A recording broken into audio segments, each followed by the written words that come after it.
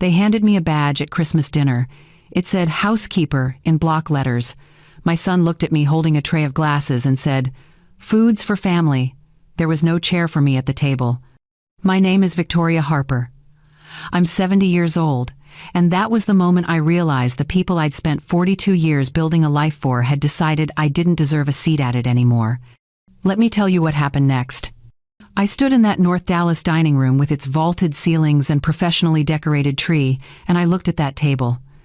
10 place settings, 9 chairs, crystal glasses gleaming under the lights, linen napkins folded into perfect shapes. The seating chart by the entryway had my name on it, printed in elegant calligraphy on cream cardstock, under a section labeled Support Staff. My daughter-in-law, Jane, had clipped that badge onto my sweater herself, right there in front of 20 people. Her smile was bright, her voice louder than it needed to be. "Just so the caterers don't get confused," she announced cheerfully. "We don't want anyone mixing up the family with the help." Her parents laughed. The cousins laughed. Even some of the grandchildren giggled, too young to understand but old enough to know when the adults thought something was funny. After raising 2 children and building a business from nothing, I stood there holding that tray while my daughter-in-law labeled me the help. My son, Caleb, sat near the head of the table. He glanced at the badge, at the tray in my hands, at the long table set with crystal and silver that gleamed under the light. He smirked. Not smiled, smirked. "Ma, don't make that face," he said, reaching past me for the carving knife. "Food's for family, you know that." I looked at my husband, Mark, sitting beside Jane's father across the table. He adjusted his tie, looked down at his plate, said absolutely nothing. The room kept moving around me. Conversations hummed. Someone poured more wine. Jane's mother raised her glass and said something about their first Christmas in this beautiful home, and a few people lifted their glasses in response. I set the tray down on the buffet. My hands were steady. After 7 decades of life and 4 decades of holding this family together, my hands knew how to stay calm even when everything inside me wanted to break. I reached for my left hand and touched the wedding ring that had been there so long it had worn a groove into my skin. Mark bought it from a tiny jewelry shop when we were living in a rented duplex over his brother's garage. The diamond was small. The band had thinned at the bottom from decades of washing dishes and signing loan papers and building a life from nothing. I slid it off. No one noticed at first. They were too busy laughing at Jane's father's story about a golf tournament. But I noticed how light it felt in my palm. I noticed how the diamond caught the candlelight one last time. You know, it's Christmas Day as I'm telling you this. I wonder where you are right now. Are you at your own table, surrounded by people who see you? Or are you somewhere taking a breath because the day feels heavier than it should? Maybe you're in the kitchen listening to this while everyone else talks in the other room. Maybe you're in your car or your bedroom, just needing a moment that belongs to you. However your Christmas is going, I'm glad you're here with me. Drop a comment and tell me where you're watching from, what time it is, whether today is full of joy or something you're just surviving. If this moment is already hitting close to home, hit that like button. Share this story with someone who might need it. Subscribe, because what I did next shocked everyone in that room, and I think it might shock you too. I stepped forward into the space where my chair should have been, right beside Caleb's seat. I placed the ring on the white linen tablecloth, directly in front of his plate. The soft clink of metal on china was barely a sound, but in that moment it cut through every conversation in the room. Forks froze mid-air. Glasses stopped halfway to lips. Someone's laugh died in their throat. Caleb stared down at the ring, then up at me. "Mom, what are you doing?" I looked at him. At the boy I'd carried on my hip while restocking shelves at our hardware store. At the teenager who used to say he'd run the family business someday. At the man who had just told me, in front of 20 people, that food was for family and I wasn't part of it. Then I looked at Mark, whose eyes were wide now, confused, like he couldn't quite process what was happening. I took a slow breath, kept my voice calm and even, and I said 4 words that would change everything. "You just lost everything." The room went completely silent. Jane let out a nervous little laugh. "Victoria, don't be so dramatic. It's a joke. You're part of the family, obviously." "Am I?" I asked quietly. No one answered. I reached up and unclipped the badge from my sweater, set it down next to the ring, right there on the perfect white linen between the sterling silver and the crystal goblets. "I won't be staying for dinner," I said. "Merry Christmas." Then I turned and walked out, past the color-coordinated tree, past the staircase wrapped in fresh garland, past the cousins already pulling out their phones and the adults frozen with shock on their faces. No one tried to stop me. Not my son. Not my husband. Not one person in that room stood up and said my name. The front door was heavy, with a fancy brushed nickel handle. It clicked shut behind me with a sound that felt like the end of something. The night air hit my face, cold and sharp. All around me, the gated community glowed with Christmas lights on every roofline. Perfect houses, perfect lawns, perfect lives on display. I walked to my car, my beat-up Buick sitting between luxury vehicles like it didn't belong. I unlocked it, slid behind the wheel, and sat there with the keys in my hand. My phone buzzed. Caleb's name lit up the screen. I watched it until it went to voicemail. Then I started the engine, backed out of the driveway, and drove away into the night. In the rearview mirror, I could see them through the big front windows, still sitting there, tiny shapes around that long table, Christmas dinner going on without me. And for the first time in years, I felt something I hadn't allowed myself to feel. Free. The streets were empty, except for the glow of Christmas lights strung on every house I passed. I drove through the gated community slowly, carefully, like any other night. My phone kept buzzing in the passenger seat. Caleb's name flashed on the screen, then Mark's, then Caleb again. I watched the screen light up and fade, until finally I reached down and turned the phone face down on the seat. The gate opened automatically as I approached.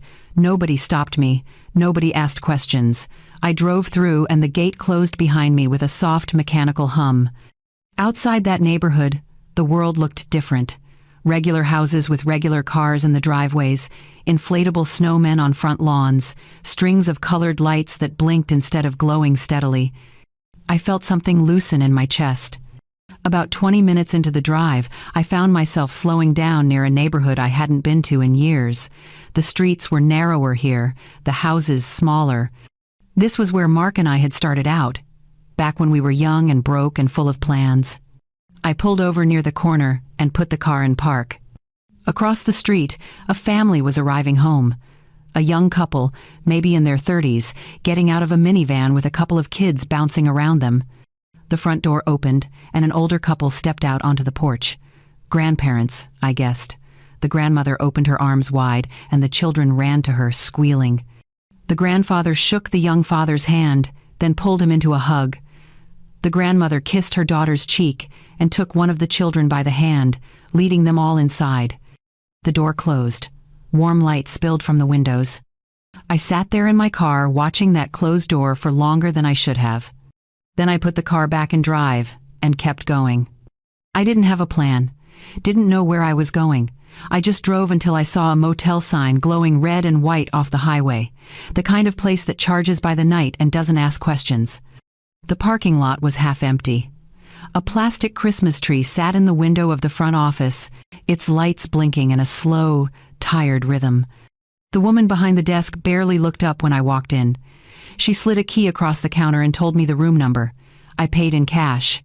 The room smelled like old carpet and cleaning solution. 2 beds with floral bedspreads that had probably been there since the 90s, a television bolted to the dresser. A bathroom with the exhaust fan that rattled when I turned on the light. I set my purse on the bed and sat down beside it. My phone buzzed again. I pulled it out and looked at the screen. 15 missed calls, 10 text messages. I opened the messages without reading them, just scanning the names. Caleb, Mark, Jane. Rebecca, my daughter, asking if I was okay and where I was. I turned the phone off completely and set it on the nightstand. The room was quiet. Outside, I could hear cars passing on the highway. Somewhere down the hall, a television played too loud. But in here, it was just me and the sound of my own breathing. I lay back on the bed, still wearing my coat, and stared at the ceiling. The badge kept replaying in my mind. The way Jane had smiled when she clipped it on. The way her parents had laughed.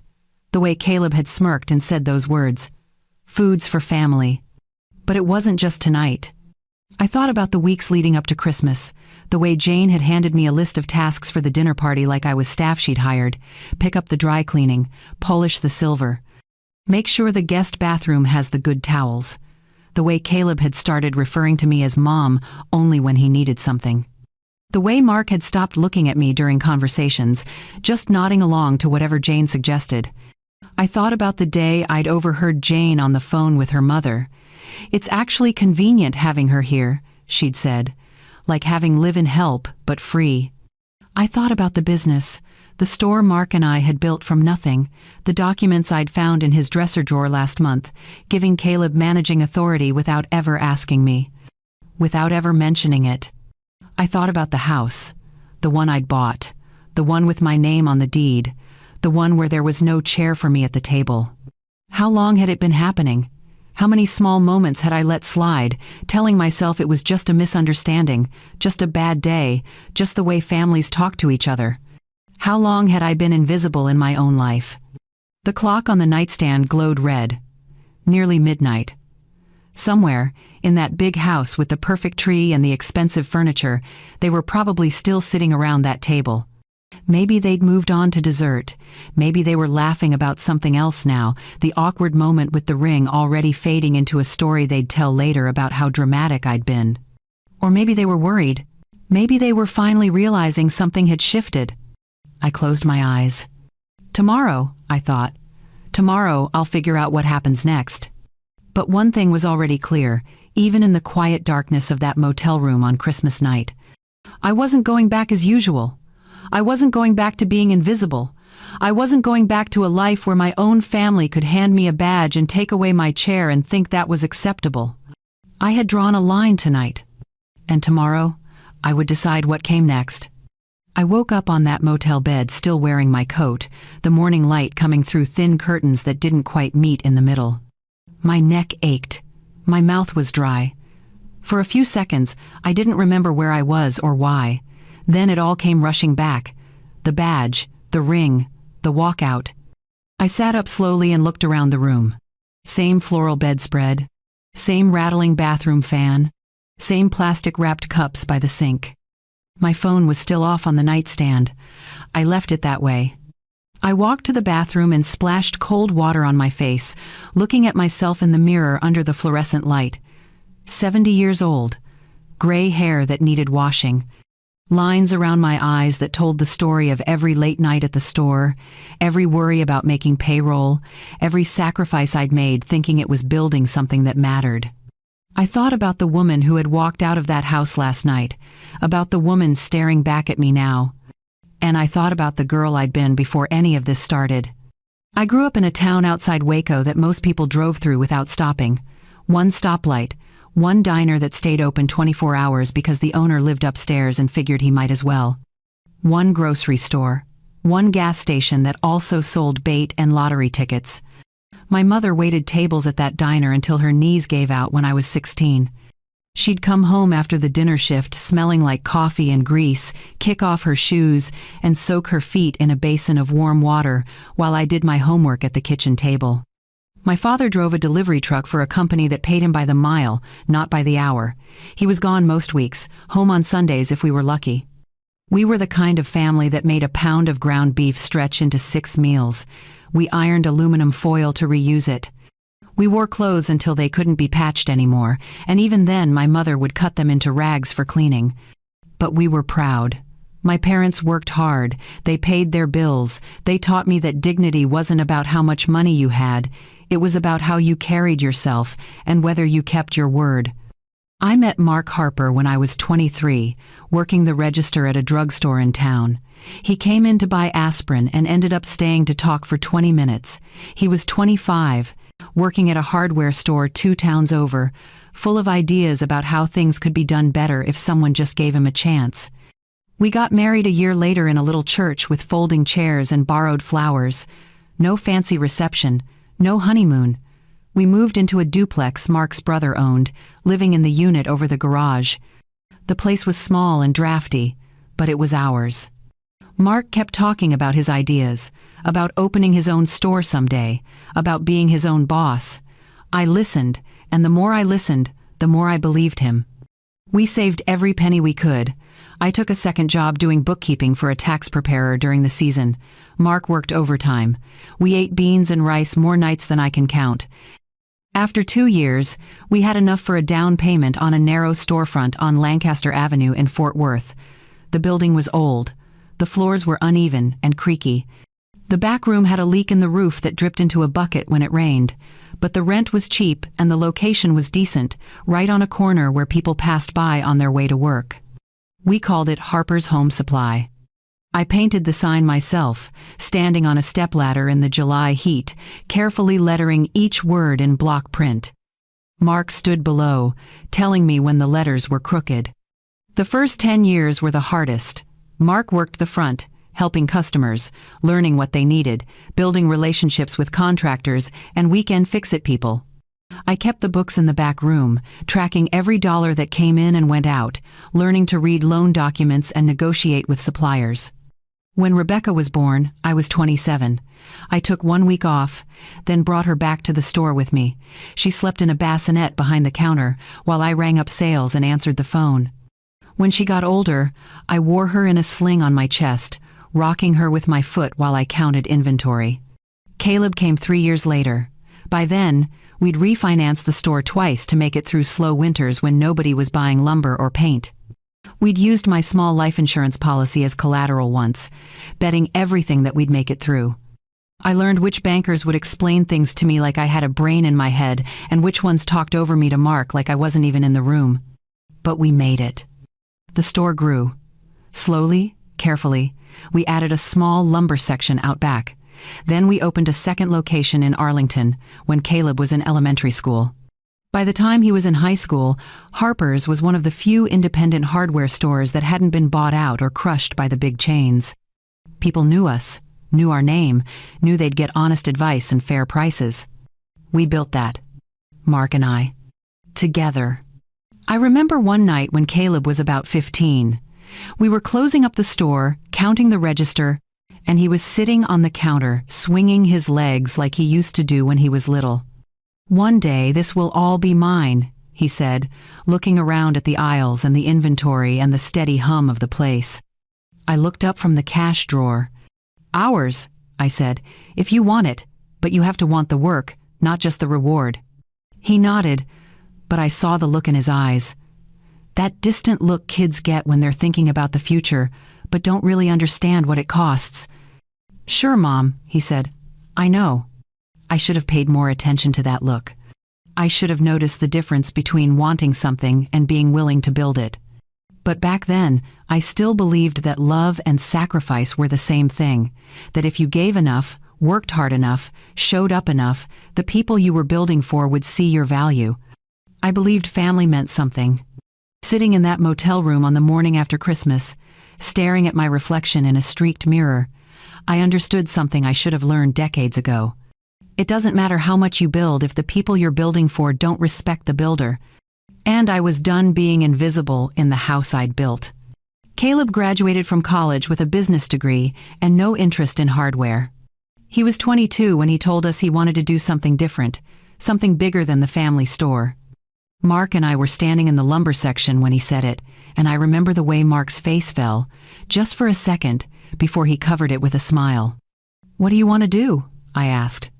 Caleb shrugged. "Consulting, strategy, helping businesses scale. The store is fine, but it's small, you know.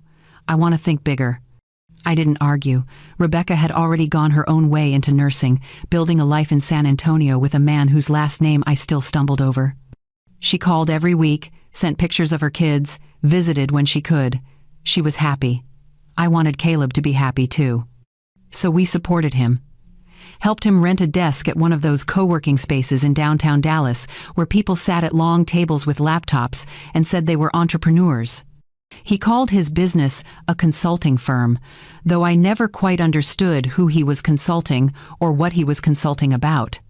He'd show up at family dinners talking about clients and pitch decks and growth strategies, using words that sounded impressive but didn't mean much when you asked for details. Mark ate it up.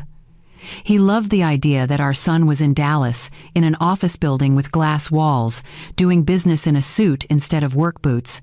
"He's going places," Mark would say, pride thick in his voice. I'd nod and keep quiet, even though part of me wondered what places exactly and how he planned to get there. That's when he met Jane. She worked in the same building, something with marketing for her family's company. Her parents owned a chain of auto dealerships across North Texas, the kind of family that belonged to country clubs and talked about summering at their lake house. She wore clothes that looked expensive even when they were casual, and she had that way of speaking that made everything sound certain, like she'd never questioned a decision in her life. Caleb brought her to meet us on a Sunday afternoon at the original store. We'd just finished inventory, and the place smelled like sawdust and paint thinner. I was behind the counter in jeans and an old shirt, and Mark was helping a regular load drywall into his truck out back. Jane walked in wearing white pants and heels that clicked on the scuffed linoleum. She looked around slowly, taking in the pegboard walls, the narrow aisles, the mismatched shelving we'd added over the years as we grew. Her smile was polite, but something about it made my skin prickle. "So this is it," she said, more to Caleb than to me. "The family business." "This is it," I said, coming around the counter to shake her hand. "We've been here almost 30 years now." "It's so quaint," she said, still smiling that smile. "It has character." The way she said character made it sound like a flaw. Caleb gave her a tour, pointing out sections like he'd spent years working there instead of a few summers in high school before he found excuses to be anywhere else. Jane nodded along, asking polite questions, but I could see her checking her phone when she thought we weren't looking. When they left, Mark came back inside, wiping his hands on a rag. "She seems nice," he said.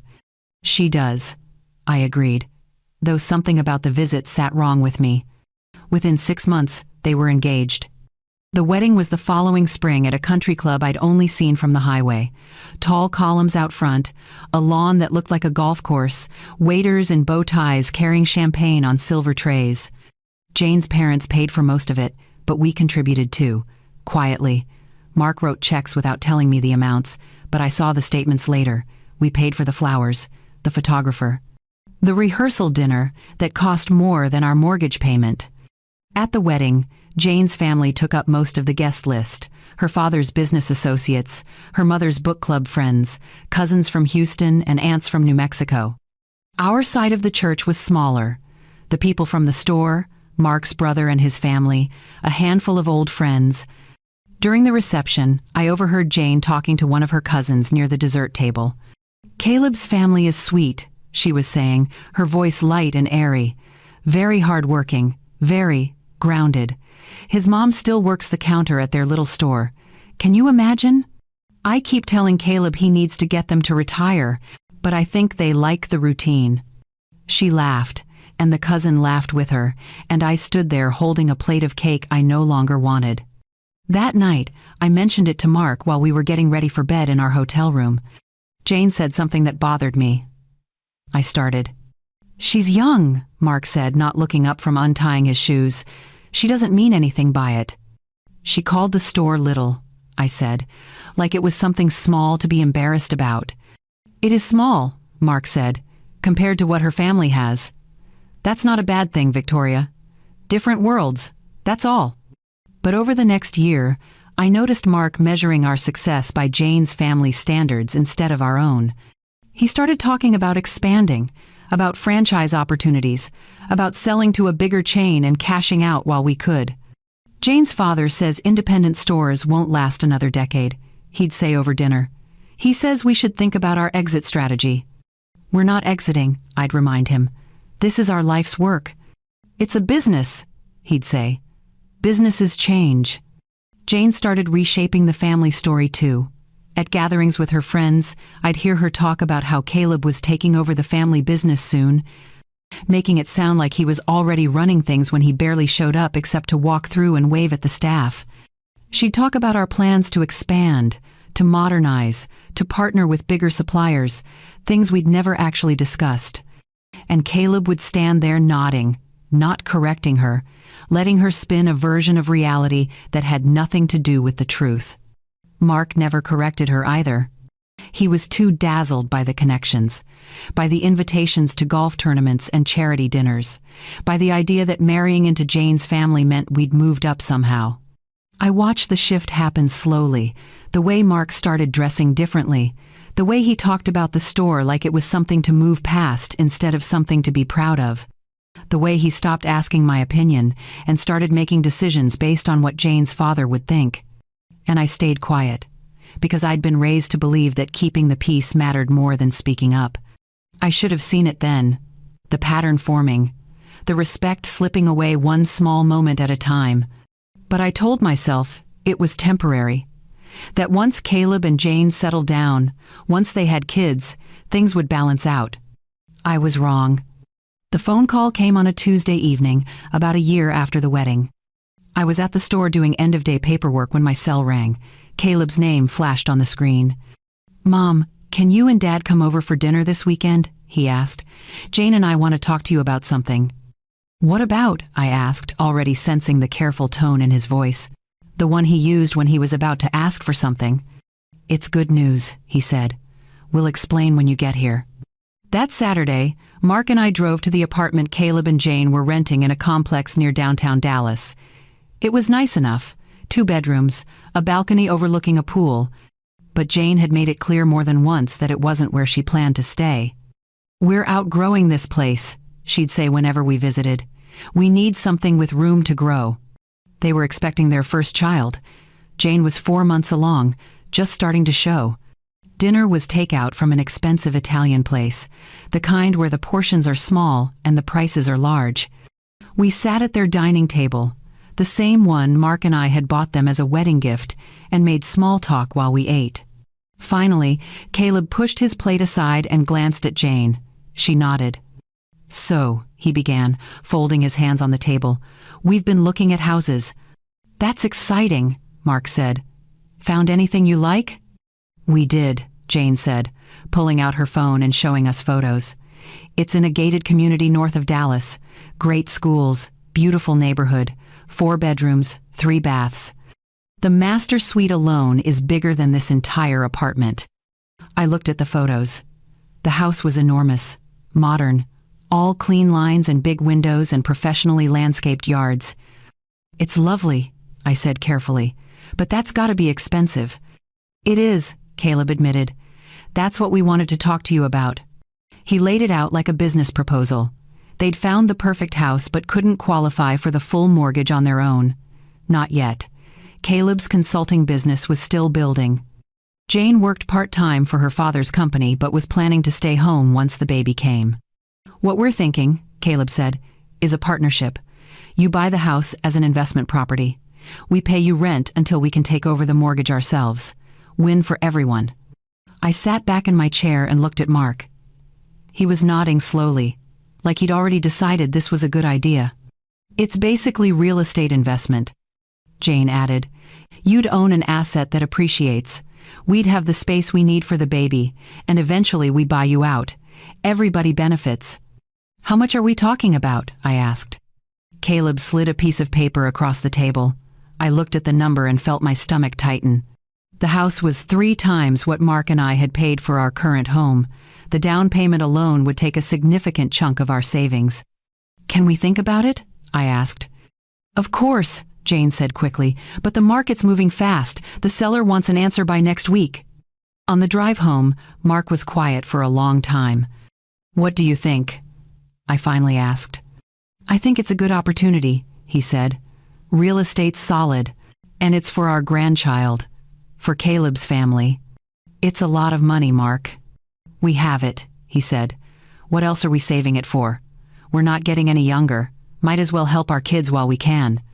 I ran the numbers that night at the kitchen table, spreadsheets and calculator and bank statements spread out in front of me. We had the money, barely, but it would leave us with almost no cushion.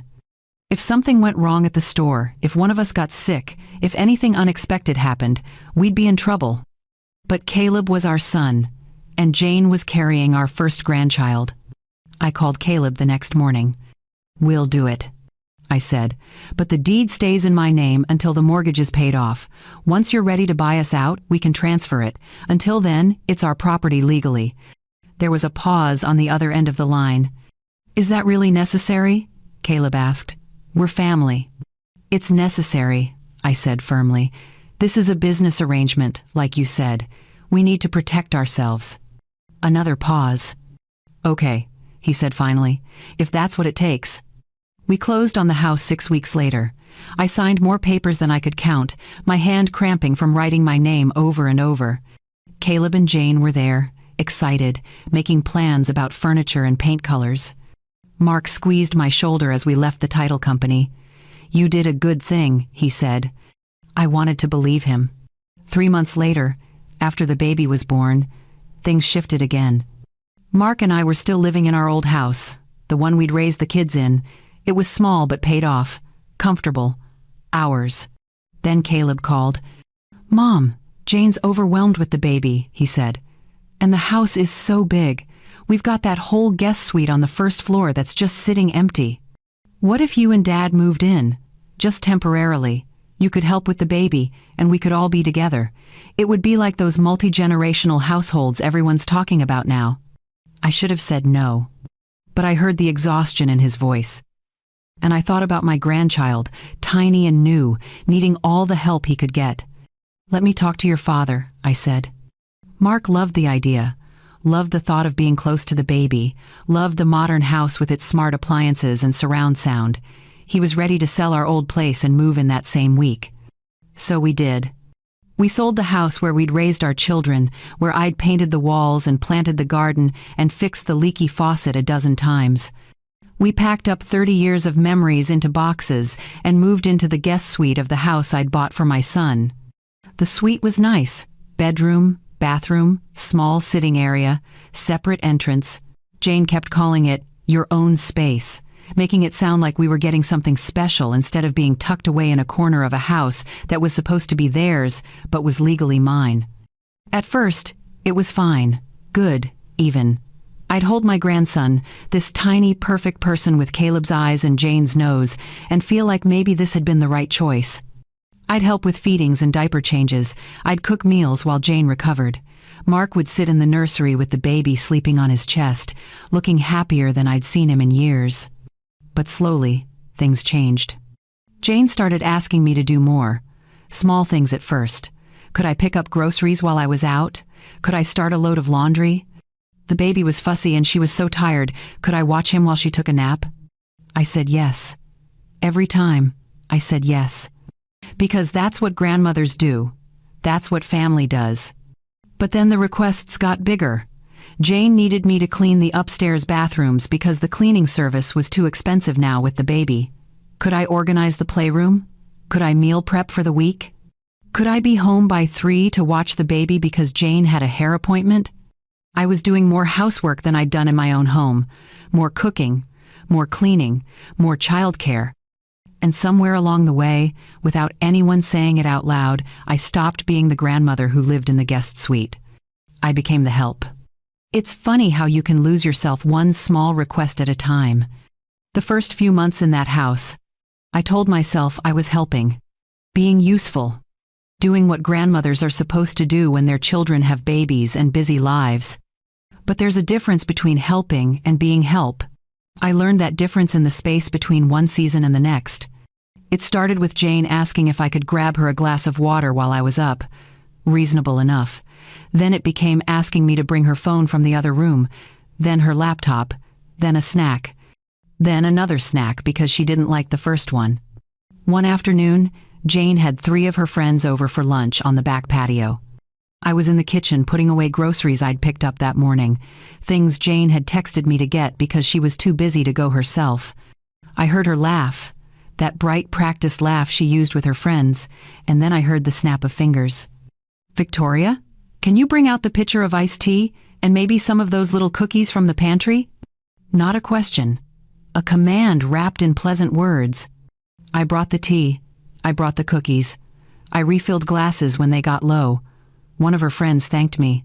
The others barely looked up. As I walked back into the house, I heard Jane's voice drift through the open door. It's so convenient, honestly. Having her here is like having staff, but family. She loves to help." Her friends murmured agreement. Someone said something about wishing her own mother lived closer. I stood in the kitchen with my hands braced against the counter, staring at nothing. Another day, Caleb caught me on my way to the store. "Hey Mom, can you do me a favor?" he asked, barely looking up from his phone. "I need to pick up my dry cleaning, but I've got calls all afternoon. You're headed that direction anyway, right?"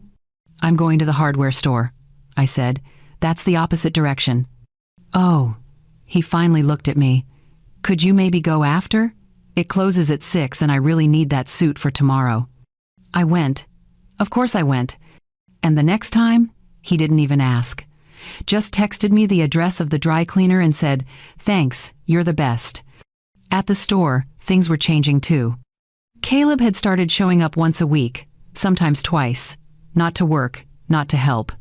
To walk through like he owned the place, shaking hands with customers, chatting with the staff, taking photos for his social media. Building the family brand, he called it. I watched him one Tuesday afternoon, standing near the paint section talking to Luis, one of our longest employees. Luis was explaining a problem we were having with a supplier, laying out the details, asking what Caleb thought we should do. Caleb nodded, said something vague about looking into it, clapped Luis on the shoulder, and walked away without writing anything down or following up. Luis came to me an hour later. "Did Caleb say anything to you about the supplier issue?" he asked. "No," I said. "What do you need?" "We solved it the way we always did. I called the supplier, negotiated a better rate, arranged the new delivery schedule. Luis thanked me and went back to work." When I mentioned it to Mark that evening, he shrugged. "Caleb's busy with his own clients," he said. "He can't be expected to handle every little detail." "Those little details keep the store running," I said. "He'll learn," Mark said. "Give him time. It's good that he's showing his face there. Customers like seeing the family involved." But Caleb wasn't involved. He was performing involvement. And somehow, that was enough for Mark. I stayed quiet about most of it. Told myself it was temporary. That once the baby got older, once Jane felt more settled, things would balance out. That Caleb would eventually realize the difference between appearing to run a business and actually running one. I kept my head down and did what needed doing. Until I found the envelope. It was a Saturday morning.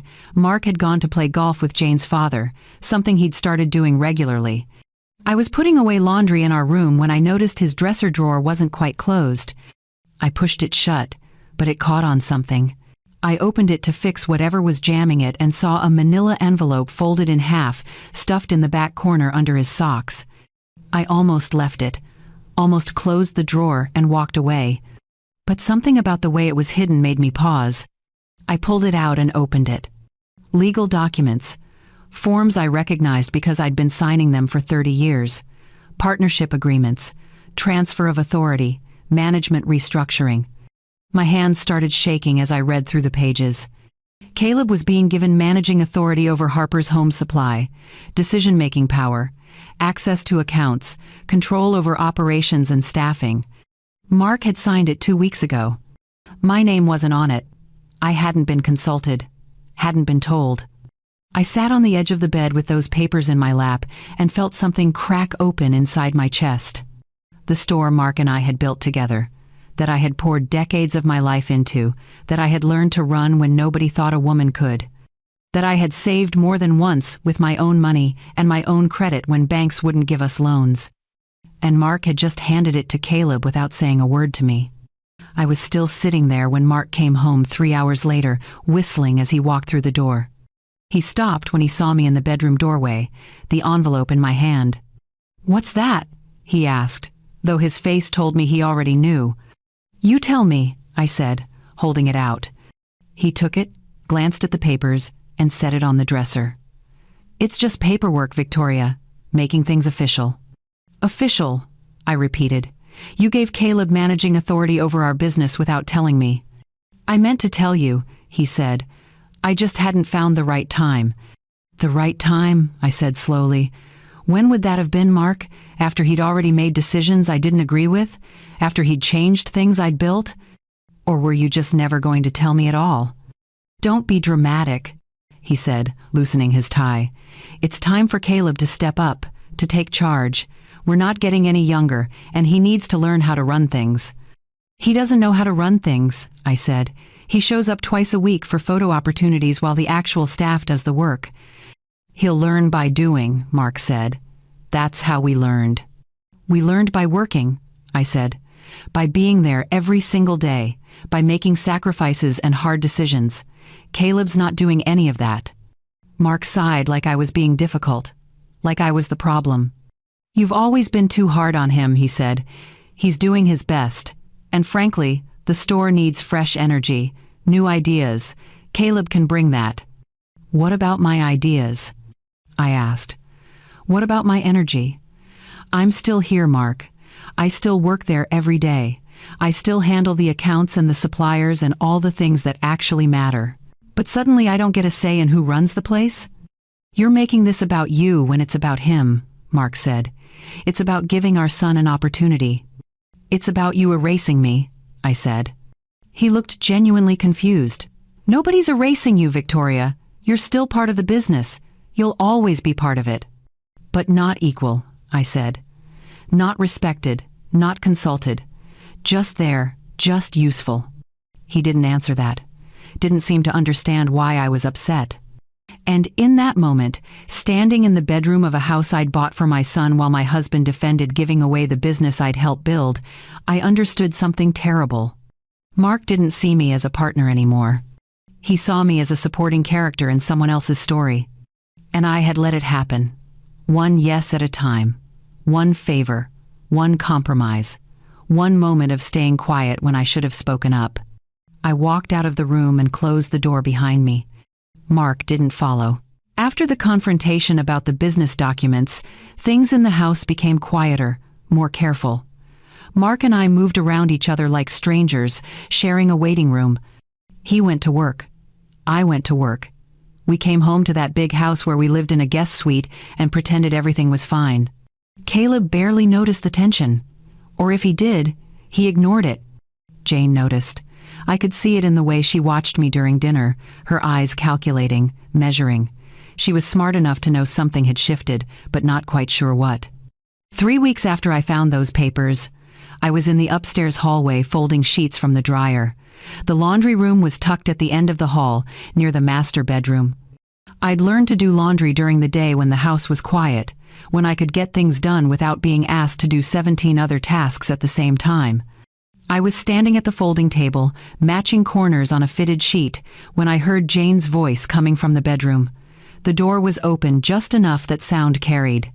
She was on the phone. I wasn't trying to listen, but her voice had that edge to it, the one she used when she was being honest instead of polite. "No, I know," she was saying, "but it's getting awkward. She's here all the time. When people come over, they don't know if she's family or staff. It's confusing." I stopped folding. "I mean, she's useful," Jane continued. "Don't get me wrong. The free childcare is amazing, and she does all the housework without being asked. But useful isn't the same as, lovable. Useful, not lovable." The words hit like a slap. "We've been looking at those luxury retirement communities," Jane said. "The nice ones with the activities and the meal plans. We'll sell it as a gift. Like, you've worked so hard, you deserve to relax, all of that." She'll feel guilty saying no. There was a pause while whoever was on the other end responded. "Well, that's the thing," Jane said, her voice dropping lower. "Once she's settled there, we can simplify everything. The business structure is a mess." Mark said Caleb technically doesn't have full control because Victoria's name is still on half the paperwork. And this house, legally it's still in her name. Can you believe that? "She's living in our house, but we don't even own it." Another pause. "Right, so we get her to sign some documents, present it as estate planning or whatever, simplifying things for tax purposes. She doesn't need to understand all the details. Mark can handle her. And then we're clear. House is ours. Business is ours. She's taken care of in a nice place. We're not the bad guys, and everyone's happy." I stood frozen in that hallway with a half-folded sheet in my hands. "Caleb's nervous about it," Jane admitted. "He thinks she won't go for it. But honestly, what choice does she have? It's not like she can afford to move out on her own, not with what retirement costs these days. This way she gets a nice place and we get our house back. Win for everyone.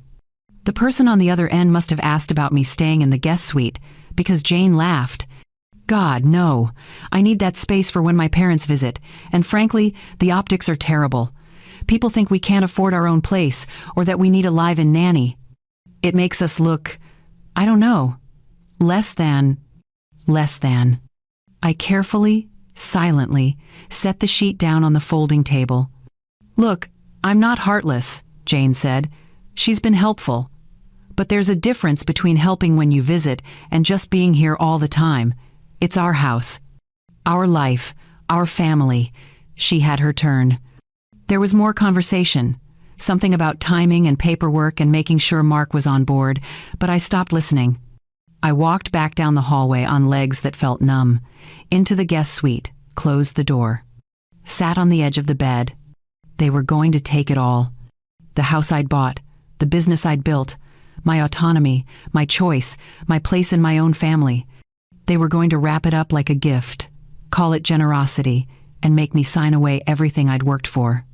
And then they'd put me somewhere out of sight where I wouldn't be confusing to their guests or inconvenient to their image. I thought about the women I'd known over the years who'd ended up in those places. Nice places, sure. Clean rooms and organized activities and meals on a schedule. But still places where you went when your family decided they were done making room for you in their actual lives.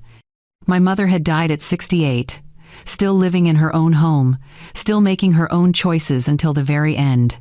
She'd have burned the house down before she let someone shuffle her off to a facility because she was inconvenient. I stood up and opened the closet. On the top shelf, pushed to the back behind the winter coats, was an old accordion file, brown with age, rubber band around it that had lost its stretch years ago. I pulled it down and set it on the bed. Inside were decades of documents, original partnership agreements for the store, loan papers, property deeds, insurance policies, every important piece of paper that marked the building of our life. I spread them out on the bedspread. The deed to the house, my name, my signature, my property. The business registration for Harper's Home Supply. Both our names, but mine first, because I'd filed the paperwork. The mortgage documents. My credit score that had gotten us approved when Mark's alone wouldn't have been enough. Retirement accounts. Investment statements. The paper trail of everything we'd saved and built and earned. I read through each document slowly, carefully, seeing them with new eyes. What could they take? Only what I let them take. What could I take back? Everything that was already mine. I thought about Jane's voice on that phone call, about the way she'd said useful but not lovable, like those were the only two options. Like being useful meant you'd forfeited the right to be valued as a person. I thought about Caleb being nervous, but going along with it anyway. Too weak to stop his wife from plotting to exile his own mother. Too comfortable with the house I'd bought and the business I'd helped build to risk losing any of it by doing the right thing. I thought about Mark, who apparently could handle me, who would help them convince me to sign away my own life because it was easier than standing up for his wife of 4 decades. I pulled out my phone and took photos of every document, every deed, every account statement, every piece of proof that showed exactly what I owned and what I'd built. Then I put the documents back in the accordion file, put the file back in the closet, and sat down at the small desk in the corner of the suite. I opened my laptop and searched for lawyers who specialized in property law and family businesses. I wasn't angry, not in the loud, explosive way, not in the way that makes you scream or throw things or make dramatic declarations. I was something colder than anger, something more dangerous. I was clear. They thought they could ease me out, sign me away, package my exile as a kindness and my loss as a gift. They'd forgotten who taught them what they knew about business, about negotiation, about reading the fine print and understanding leverage. They'd forgotten who actually built the foundation they were standing on. But I hadn't forgotten, and I wasn't going anywhere except exactly where I chose to go, on my own terms, with everything that was mine. The next morning, I waited until Caleb and Jane loaded the baby into the car and drove off to some holiday event at her parents' place. Mark had already left for the store, same as every weekday morning, like nothing had changed between us. I stood at the window and watched their car disappear down the street. Then I grabbed my purse and keys and drove to the law office on the other side of Fort Worth. Robert Mitchell had been our business attorney for 20 years. He'd handled the paperwork when we opened the Arlington location, helped us through 2 refinancings, and drew up our wills when the kids were small. He was in his 60s now, gray hair and reading glasses, the kind of lawyer who actually listened instead of just waiting for his turn to talk. I'd called him the day before, told him I needed to review some documents. He didn't ask questions, just told me to come by whenever I was ready. His office smelled like old books and coffee. He met me at the door with a handshake and led me to a small conference room with a table covered in files. "Victoria," he said as we sat down, "what's going on?" I told him everything. The house, the business documents Mark had signed without telling me, the conversation I'd overheard, the plan to move me into a retirement community and take control of everything I'd built. Robert listened without interrupting, making notes on a legal pad, his expression getting more serious with every sentence. When I finished, he sat back in his chair and looked at me for a long moment. "Do you want my legal opinion or my personal one?" he asked. "Both," I said.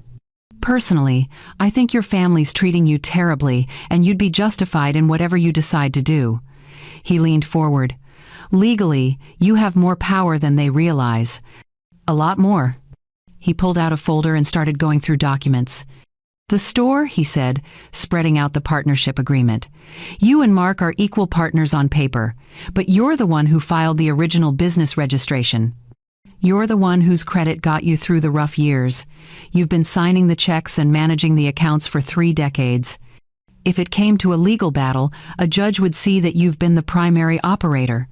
He pulled out another document. "The house, that one's simple. Your name is on the deed. Alone, Caleb and Jane have no legal claim to it whatsoever. They're essentially tenants, whether they realize it or not." "Mark helped pay for it," I said. "From a joint account, sure, but the title is in your name. That's what matters legally. You could sell that house tomorrow and they couldn't stop you." He opened another file. "Retirement accounts. Most of these are joint, which means both of you have access. But there are beneficiary designations and survivorship clauses. Given that Mark's health hasn't been great lately, the blood pressure issues and the medications, you need to make sure everything's structured the way you want it." I thought about Mark's doctor appointments over the past year, the prescriptions that kept multiplying, the way he got winded walking upstairs. "What can I do?" I asked. Robert picked up his pen. "Lots of things. Question is, what do you want to do?" I took a breath. "I want control of what's mine," I said. "I want the house and the business protected so they can't be taken from me or signed away while I'm pressured or manipulated. I want to make my own decisions about where I live and what happens to everything I've built." "Okay," Robert said. "Let's do this right." We spent the next 3 hours going through everything. He drafted a trust in my name with me as the sole trustee. The house would go into the trust. My share of the business would go into the trust. My individual accounts would be transferred to the trust. Everything protected, everything under my control alone. "Nobody can force you to sign anything," Robert explained. "Nobody can make decisions about your assets without your explicit approval. If Mark tries to give Caleb more authority, you can block it. If they try to sell something, you can block it. You're in the driver's seat." "What about the store?" I asked. "I don't want Caleb to have it. He hasn't earned it." Robert nodded. "Have you thought about selling to your employees? Luis and Tina? The people who've actually been running it with you?" I had thought about it more over the past few weeks than I wanted to admit. "They couldn't afford market value," I said. "You could structure it as an owner-financed sale. They pay you over time, below market rate. You'd still get income from it. They'd get a business they've helped build, and Caleb gets nothing." Something in my chest loosened at that idea. "I like that," I said. We drafted intent to sell documents, papers that outlined the offer to Luis, Tina, and 2 other longtime employees. Fair terms, reasonable payments, A business that would stay in the hands of people who actually cared about it. The house, Robert said. What do you want to do there? Sell it, I said without hesitation. List it right after New Year's. I'll find somewhere smaller, somewhere that's actually mine. They're going to fight you on this, Robert warned. Let them, I said. It's my house. We drew up listing paperwork, contacted a realtor Robert knew, set a timeline for getting it on the market by the second week of January. Bank accounts, Robert said. I'd recommend transferring your personal funds to a different bank, somewhere Mark doesn't have automatic access, just in case. I nodded. Can we do that today? We can start the process. By the time I left Robert's office, the sun was starting to set. The sky was orange and pink, the kind of winter sunset that looks like it's apologizing for the cold. My phone had been buzzing in my purse all afternoon. I pulled it out and saw text messages from Jane. Can you pick up the silver polish on your way home? Need the good stuff, not the cheap kind. Also, grab more coffee. We're almost out. What time will you be back? Need help getting dinner started? I stared at those messages, at the casual assumption that I had nothing better to do than run her errands and cook her meals. A week ago, I would have stopped at the store, would have rushed home to make sure dinner was ready on time. Now, I almost laughed. Tomorrow was Christmas Eve. The big dinner was the day after. Jane had been planning it for weeks, sending me lists and instructions, treating me like catering staff. She had no idea that the woman she'd been ordering around had just spent the afternoon taking back every bit of power they'd thought they could strip away. I put my phone back in my purse without responding. Then I drove to a diner near the highway and ordered myself a meal. Sat at a booth by the window and ate slowly, watching the traffic pass by, feeling something I hadn't felt in months. Peace. The revenge was in motion. And they had no idea it was coming. Christmas Day arrived cold and bright. I woke up in that guest suite, in the house I legally owned, and got dressed with the kind of calm that comes from knowing exactly what you're going to do. The paperwork was signed. The trust was established. The house would be listed in 2 weeks. The store would be sold to people who deserved it. My accounts were being transferred to a bank where Mark's name appeared nowhere. All of it done quietly, legally, irreversibly. Today was just theater. One last performance before the curtain came down. I could hear Jane upstairs, her voice sharp as she directed the caterers through the final setup. Mark had left early to pick up her parents from their hotel. Caleb was somewhere dealing with last-minute details, playing the role of host in a house he thought would someday be his. I walked upstairs and looked around the main floor.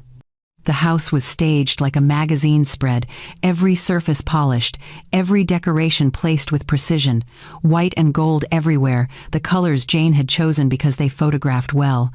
The tree in the living room was 7 feet tall, covered in matching ornaments that had been purchased as a set, nothing handmade or sentimental, nothing with history.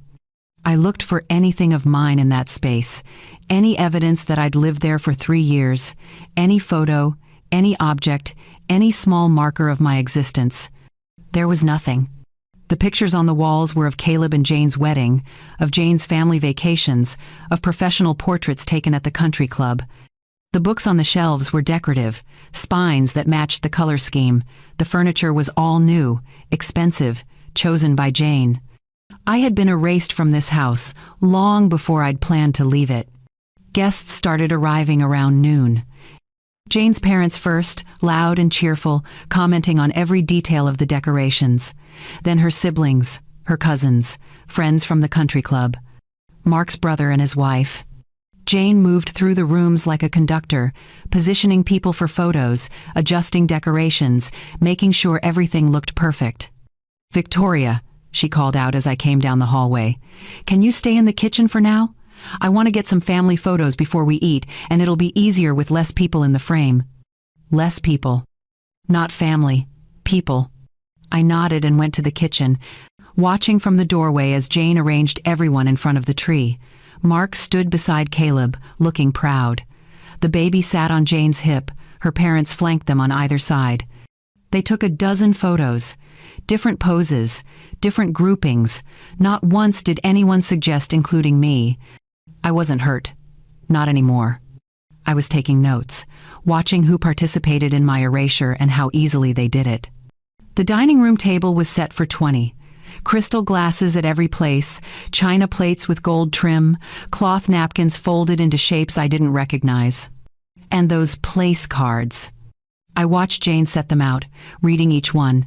Granddad, Nana, Uncle Tim, Cousin Ashley, each one in that gold script, elegant and expensive. Then I saw her pull out one more card from the stack. Not a place card, a badge on a lanyard. She smiled as she set it aside on the buffet. People gathered around the table. Conversations hummed. Someone opened wine. Jane's mother made a toast about family and blessings and being together in this beautiful home. That's when Jane walked over to me, that bright smile on her face, holding the badge. "Just so the caterers don't get confused," she said, loud enough for everyone to hear. "We don't want anyone mixing up the family with the help." She clipped it onto my sweater. "Housekeeper." Her parents laughed. The cousins laughed. A few of the grandchildren giggled. I stood very still, looking around the room, watching faces. Jane's parents thought it was hilarious, absolutely delighted by their daughter's wit. Her siblings looked uncomfortable but said nothing. Mark's brother glanced away. Mark himself sat at the table, adjusting his tie, looking at his plate like it was the most interesting thing in the room. Caleb caught my eye for just a second, and I saw something flicker there. Guilt, maybe, or fear, but not enough of either to make him speak up. I accepted the badge, didn't argue, didn't protest. I just watched, evaluated, cataloged exactly who found it funny and who stayed silent and who looked away. Then I looked at the table. 10 place settings, 9 chairs. The seating chart by the entryway had my name under support staff. I picked up the tray of wine glasses Jane had set out for me to distribute, held it carefully, walked to the buffet and set it down. Caleb was reaching for the carving knife, ready to play the role of man of the house. "Ma, don't make that face," he said, not quite looking at me. "Food's for family, you know that.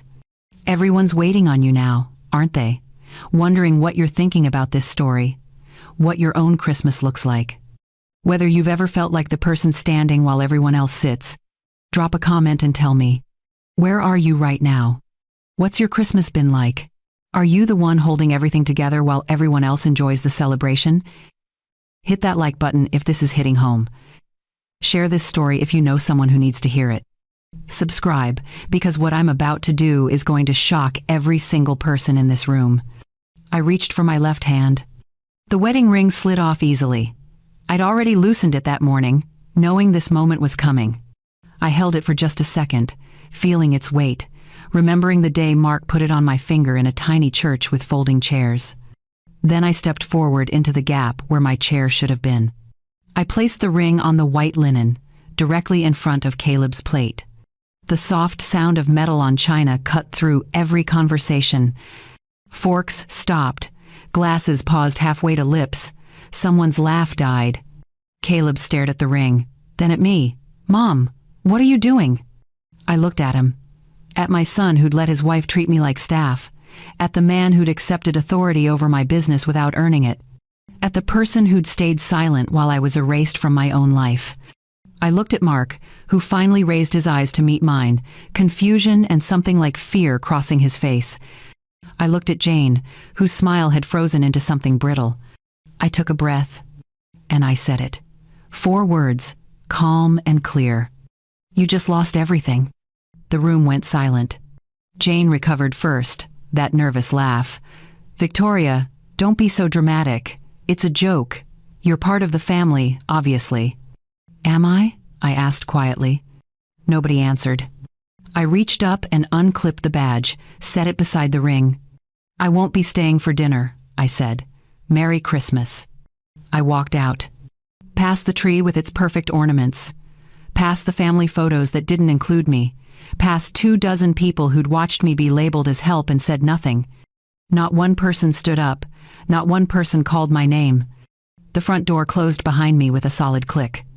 I walked to my car, got in, started the engine. My phone buzzed. I ignored it. In the rearview mirror, I saw them through the windows. Still there, still sitting, still having no idea what those 4 words actually meant. They thought I was hurt, embarrassed, making a scene. They didn't know about the trust, the sale, the transfer of accounts, the lawyer, the plan. They didn't know I'd just walked away from people who'd already lost everything that mattered. And they wouldn't know until it was far too late to stop it. The morning after Christmas, I drove straight to the original Harper's Home Supply on Lancaster Avenue. Not the newer Arlington location, the first one, the store Mark and I had opened 40 years ago with a dream and a loan we could barely afford. The building looked the same as it always had: narrow storefront, faded sign, squeaky floors that announced every customer who walked through the door. The back room still had that leak in the corner we'd patched so many times it had become a joke among the staff. I unlocked the front door and stepped inside. The smell hit me first: sawdust, paint, motor oil. That particular combination of scents that meant work and purpose and something built with actual hands. I walked down the aisles slowly, running my fingers along the metal shelving, the pegboard displays, the bins of screws and nails organized by size. Every inch of this place had a memory attached. Every improvement had been fought for and earned. I heard the bell over the door jingle and turned to see Luis walking in, early as always, coffee in hand. He stopped when he saw me. "Victoria," he said, surprise and concern mixing in his voice. "Didn't expect to see you today. Thought you'd be with family." "Plans changed," I said. He nodded slowly, reading something in my face. Luis had worked for us for 18 years. He knew when not to ask questions. "Need help with anything?" he asked. "Not right now," I said, "but soon. I'll need to talk to you and Tina. Something important." "Whenever you're ready," he said, and headed toward the back to start his morning routine. I made coffee in the small break room, using the ancient machine that sputtered and hissed but still worked. Sat at the desk in the corner office where I'd done bookkeeping for decades. The morning sun came through the window at an angle, lighting up dust particles in the air. This was real. This mattered. Not the staged house with its perfect decorations, not the family photos that didn't include me, not the dining room table with no chair for the person who'd bought the furniture. This. I was still sitting there when I heard the bell jingle again an hour later. Heavy footsteps. The pace of someone angry. Mark appeared in the doorway of the office, his face flushed, still wearing his dress shirt from yesterday's dinner, wrinkled now. "What the hell were you thinking?" he demanded, "walking out like that, embarrassing us in front of everyone?" I looked at him calmly. "Good morning, Mark." "Don't good morning me," he said. "Jane called me 15 times last night. Her parents think you've lost your mind. Caleb doesn't know what to say to people. You made us look like fools." "I made you look like fools," I repeated slowly. "That's what you're upset about." "You walked out of Christmas dinner because of a joke," he said. "A stupid badge. Jane meant it as a light thing. You completely overreacted." I opened the folder on the desk in front of me, the one I'd prepared yesterday with Robert's help. "Come sit down, Mark," I said.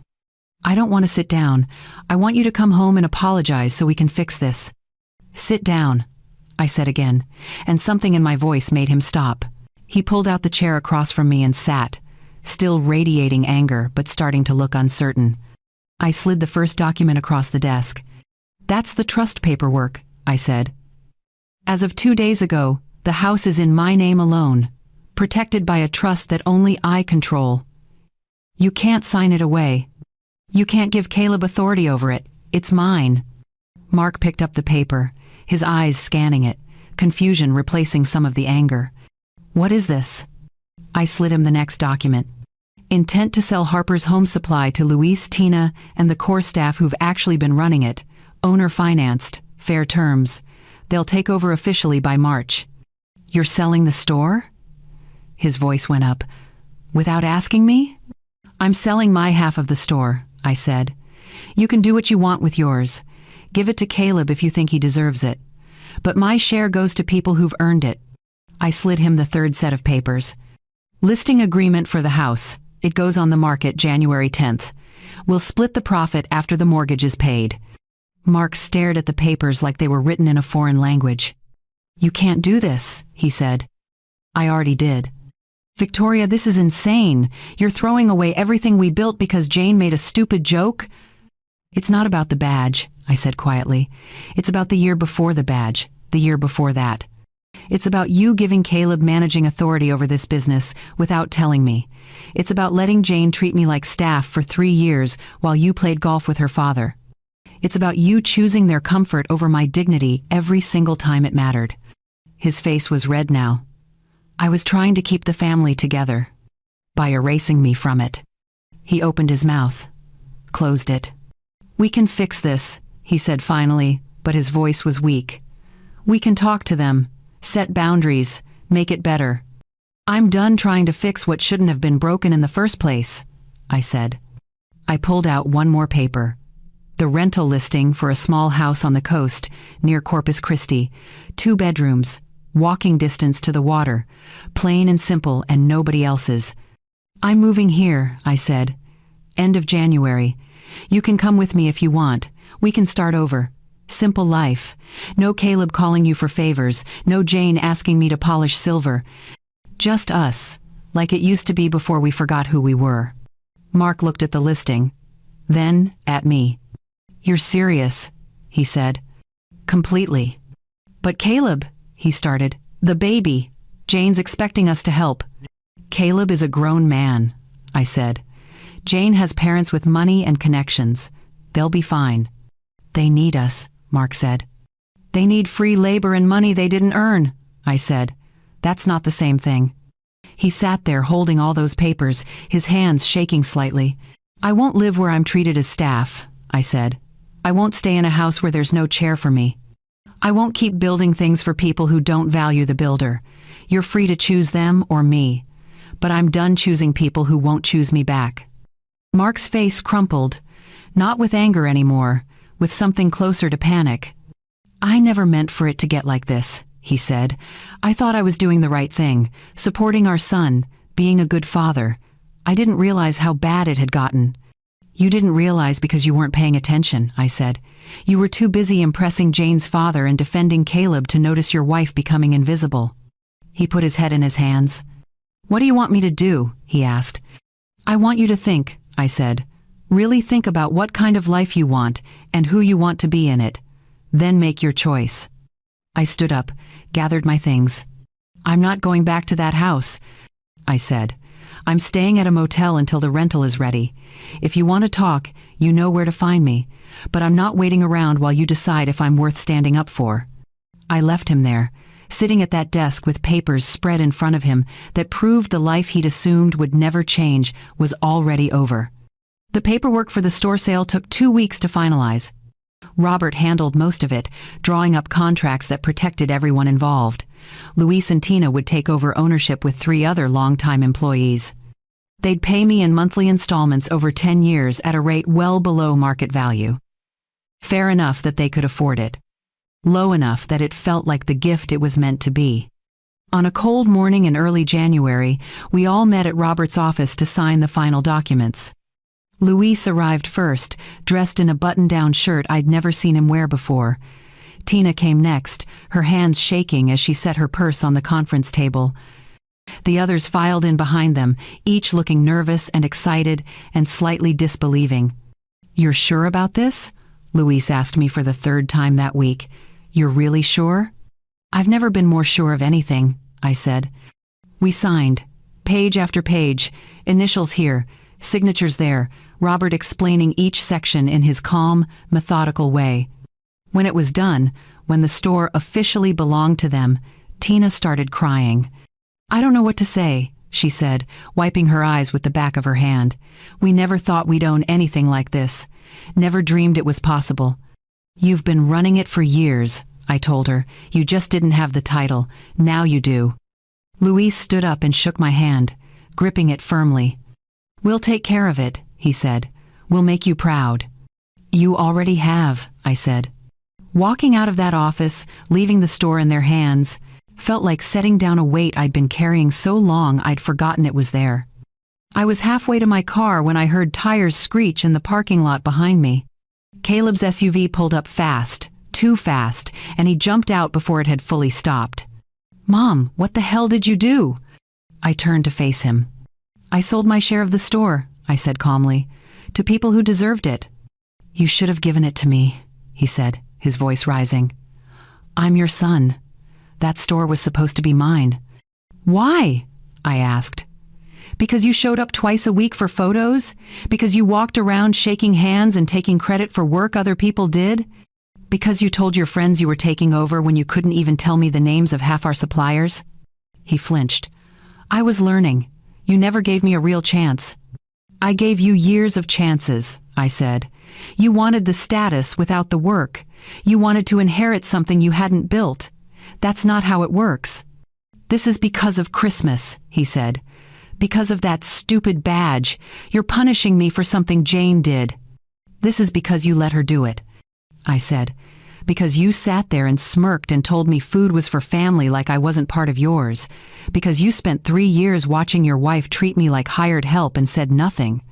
His face was red now, anger mixing with something that looked like shame. "We're family," he said, but his voice was weak. "Family," I repeated. "Is that what you call people you badge as staff? People whose chair you remove from the table?" He looked away. "The house is going on the market next week," I said. "You'll need to start looking for somewhere else to live." His head snapped back. "You can't sell the house. We live there." "I can and I am," I said. "It's in my name, my property, my decision." "Where are we supposed to go?" "Anywhere you can afford," I said. "The same way every other adult figures it out." I got in my car and started the engine. Through the window, I could see him standing there, his phone already out, probably calling Jane. By the time I got back to the motel, my phone was ringing. Jane's name on the screen. I answered. "How could you do this?" she screamed before I could say hello. "That's our house. We built our life there. You can't just take it away from us." "I'm not taking anything," I said calmly. "I'm selling what's mine, what I bought, what I've been letting you live in." "We've invested so much in that place," she said. "The renovations, the furniture, the landscaping." "With my money," I reminded her. "Every mortgage payment came from me. Every upgrade you made was funded by me. You invested decorating choices. I invested actual money I earned." "What about the kids?" she demanded. "What about your grandson? You're going to uproot him from his home?" "He's 2, I said. "He won't remember this house. And speaking of my grandson, I've set up an education trust for him, fully funded. College, graduate school if he wants it. But the trust is in his name alone. You and Caleb can't touch it." There was silence on the other end. "You've thought of everything, haven't you?" Jane said finally, her voice cold. "This whole revenge plot." "It's not revenge," I said. "Revenge would be making you suffer. This is just me taking back what was always mine and making sure my grandson has opportunities you can't gamble away." "Caleb's father would never let you do this," she said. "Caleb's father signed the papers that started this," I said. "He chose to exclude me. Now he gets to live with the consequences." She hung up on me. I set the phone down and looked around the motel room that had become oddly comfortable over the past couple weeks. In 3 weeks, I'd be in that little house by the coast, starting over, building something new. No business to manage, no family members to take care of who didn't take care of me back, no house full of expensive furniture that meant nothing, just me and the life I chose. By the end of January, the house had 3 offers. I accepted the highest one. Caleb and Jane had 60 days to move out. The store changed ownership officially on February 1st. Luis hung a new sign, same name, same location, different owners who actually showed up every day. Mark never came to the coast. He stayed in Fort Worth, renting an apartment near the Arlington store location, still trying to salvage his relationship with Caleb, still not understanding that some things break permanently when you ignore them long enough. He called sometimes, asked how I was doing, suggested we talk about reconciling. I was always polite, but I never said yes. Every structural piece of power that Caleb and Jane had assumed they'd inherit was gone. The business belonged to someone else. The house was sold. My accounts were locked away where they couldn't access them. They'd had everything handed to them, and they'd treated the person who handed it like she was invisible. Now they had exactly what they'd earned. Nothing but the lessons they should have learned years ago. 1 year later, I stood in the kitchen of my coastal bungalow on Christmas morning, mixing a salad in a bowl that didn't match anything else in the room. The house was small. 2 bedrooms, peeling paint on the front porch, a backyard with a fence that leaned slightly to one side. The appliances made noise when they ran. The floors creaked. The windows stuck when you tried to open them. I loved every imperfect inch of it. The dining table was set for 8, mismatched chairs I'd collected from thrift stores and yard sales over the past year, plates in different patterns because I'd stopped caring about things coordinating, cloth napkins from the dollar store mixed with ones I'd embroidered myself on quiet evenings. Mrs. Jenkins from next door arrived first, wearing one of her bright scarves and carrying a casserole dish. She was 73, had 3 grown children who rarely called, and the sharpest sense of humor I'd ever encountered. "Smells like something actually edible," she said, setting the dish on the counter. "Not like last week when I tried that recipe from the internet." Clara came next, a retired teacher from down the block who made pies that could make you forget your own troubles. She brought 2, pecan and apple. Then came the 2 young women from the diner where I took breakfast most mornings, both new to town, both far from their own families, both working hard and trying to figure out their lives. And finally, Rebecca. My daughter pulled up in her minivan stuffed with kids and presents and snacks and the beautiful chaos that came with her everywhere she went. Her husband helped unload while the children ran straight to the backyard to see the crooked fence and the small garden I'd planted. "Grandma, is this your new house?" my youngest granddaughter asked, her eyes wide as she looked around the small living room with its second-hand furniture and walls I'd painted myself. "It is," I said, crouching down to her level. "What do you think?" She turned in a slow circle, taking it all in, the mismatched chairs, the table that wobbled slightly, the decorations I'd made from construction paper with the neighbor kids, the tree in the corner with ornaments from the dollar store mixed with a few I'd brought from my old life. "It looks happy," she said. Those 3 words made my throat tight. "It is happy," I told her. "Very happy." We ate at that wobbly table, talking over each other, laughing too loud, passing dishes and spilling things and not caring about any of it. Nobody was performing. Nobody was staging photos. Nobody was worried about impressions or appearances. It was messy and warm and real. After dinner, while everyone else argued over a board game in the living room, Rebecca joined me in the narrow kitchen. "So," she said carefully, drying a dish I'd just washed, "Caleb called the other day. I kept washing, waiting. He wanted to know if you were okay," she continued. "Didn't ask directly, but I could tell he was fishing for information." "Is he okay?" I asked. She shrugged. "The house sold. They're renting now, somewhere closer to Jane's parents. Her family helped them. Caleb doesn't say it outright, but I think he misses the store. The routine, the people who actually knew him." She paused. "He misses you, Mom."